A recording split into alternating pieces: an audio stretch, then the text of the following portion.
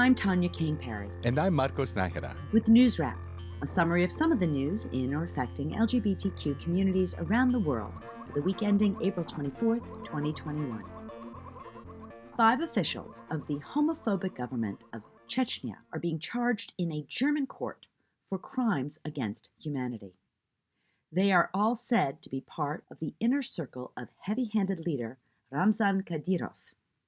2 of them have already been sanctioned by the European Union, the UK, and the US. Pressure is building on the Australian government to follow suit. The 97-page indictment accuses the 5 officials of leading Chechnya's persecution, unlawful arrest, torture, and incitement to murder of at least 150 people based on their perceived sexual orientation. The Russian alternative Novaya Gazeta newspaper first published reports of so-called gay concentration camps in 2017. Both the Russian government and its mostly self-governing Muslim region of Chechnya consistently deny any alleged gay purge. So the German NGO, European Center for Constitutional and Human Rights, has stepped in. They're submitting the case in partnership with the Russian LGBT Network, the group that's been helping queer Chechen refugees flee the region. Reporters from The Guardian, who have seen parts of the indictment, identified Kadyrov's personal bodyguard and Deputy Prime Minister Abuzad Vismuradov, Police Chief Ayub Katayev, and Chechen Parliament Chair Mogamed Daudov among the 5 named officials. Kadyrov himself has apparently not been charged. The founder of the German NGO, Wolfgang Kalek, told The Guardian that in an imperfect system of international criminal justice, Germany attempts to guarantee that Europe is no safe haven for war criminals. If no other jurisdiction investigates, Germany is able and must be willing to take over tasks representing thereby Europe and the international community. Advocates in France lodged a complaint in the International Criminal Court in The Hague against the Chechen government in 2017 when the atrocities were first reported. That effort fell apart after Russia flatly rejected the court's jurisdiction. German law especially allows prosecution for crimes against humanity if other attempts to bring the perpetrators to justice fail. If the German federal prosecutor decides to take on the case, Kadyrov's cronies could be arrested the second they set foot on German soil. It could also bolster fleeing queer Chechens' appeals for asylum in Europe. According to The Guardian, the governments of France, Germany, the Netherlands, and Lithuania are among the few that have specifically rolled out the rainbow carpet for them. Namibia's High Court has rebuffed the effort of 2 gay dads to reunite their growing family. Namibian citizen Philip Lul and his Mexican husband Guillermo Delgado have a 2-year-old son whose citizenship they were already fighting for. The latest additions to their little brood are twin daughters, born in March to a surrogate in South Africa. Namibian authorities rejected the application for the twins to enter the country.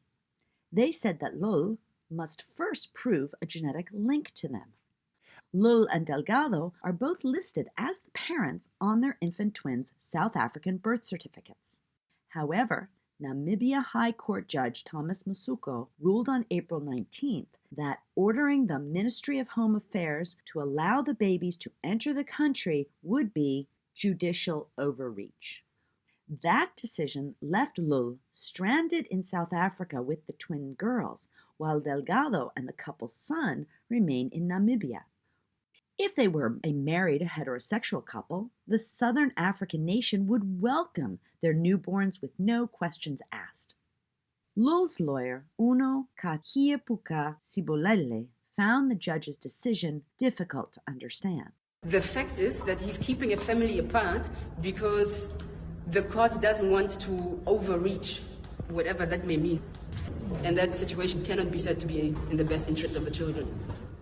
A judgment on the citizenship of the couple's 2-year-old boy is expected in August. In the vicious game of Republican-controlled U.S. state legislatures taking target practice against transgender youth in particular, here's this week's scorecard. Tennessee's Senate voted 21-7 to allow private civil lawsuits for monetary damages against public schools and districts that allow trans people to use public facilities according to their gender identity. The House has passed a slightly different version. It's just the latest wrinkle on so-called bathroom bills currently overflowing in the country. Republican lawmakers have apparently forgotten what happened when North Carolina tried to politicize the potty 5 years ago this week. More on that later, wherever you hear This Way Out. Tennessee Governor Bill Lee already signed a bill banning transgender athletes from competing in girls' public school sports. A similar bill is moving in Oklahoma. Arkansas's Republican Governor Asa Hutchinson already signed one. He said this week that he will sign another bill heading his way that will allow the state attorney general to sue any school that violates the trans in sports ban. The Arkansas legislature overrode his veto of a bill that denies medically approved care for transgender young people. The tide may be turning, however, thanks at least in part to the National Collegiate Athletic Association. Republican North Dakota Governor Doug Burgum and Democratic Kansas Governor Laura Kelly each vetoed bills this week that would have banned trans competitors in school sports. That came on the heels of the NCAA's announcement last week that the country's Collegiate Sports Authority would pull key events like championship tournaments out of states that discriminate against LGBTQ people or anyone else. That threat was not directly mentioned in the vetoes. North Dakota Republicans are reportedly lining up votes to attempt an override. Florida's Senate has killed an anti-trans and sports ban.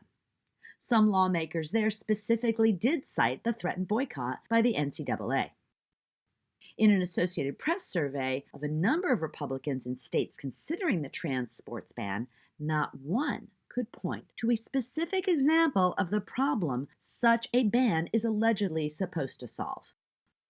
Montana's Senate voted this week to indefinitely postpone a bill to outlaw gender-affirming surgery for transgender minors.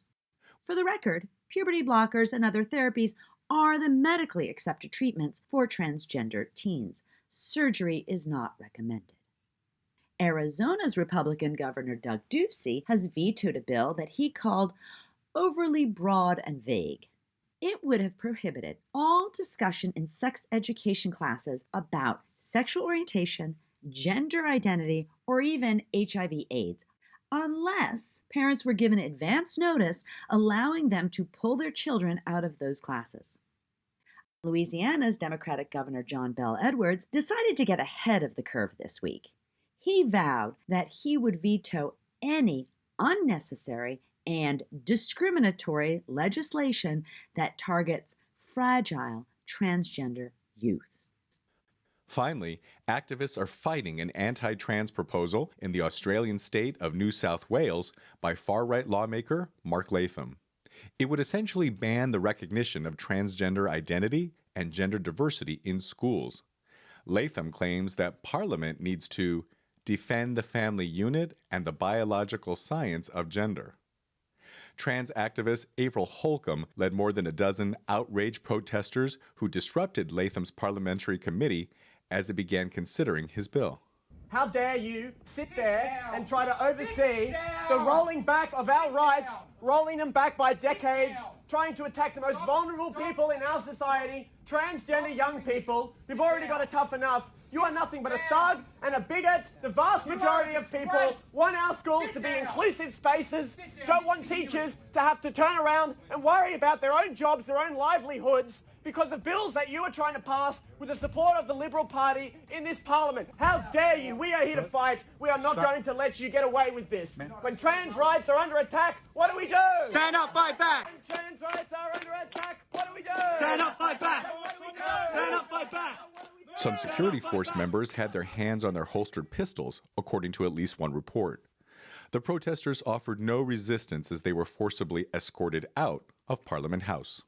That's NewsWrap, global queer news with attitude for the week ending April 24th, 2021. Follow the news in your area and around the world. An informed community is a strong community. NewsWrap is recording remotely during the COVID-19 emergency. It's written by Greg Gordon edited by Lucia Chappelle, produced by Brian DeShazer, and brought to you by you. Help keep us in ears around the world at thiswayout.org, where you can also read the text of this newscast and much more. And you can read the transcript and listen to NewsWrap each week by subscribing to our This Way Out radio channel on YouTube. For This Way Out, I'm Marcos Nájera. Stay healthy. And I'm Tanya Kane Perry. Stay safe.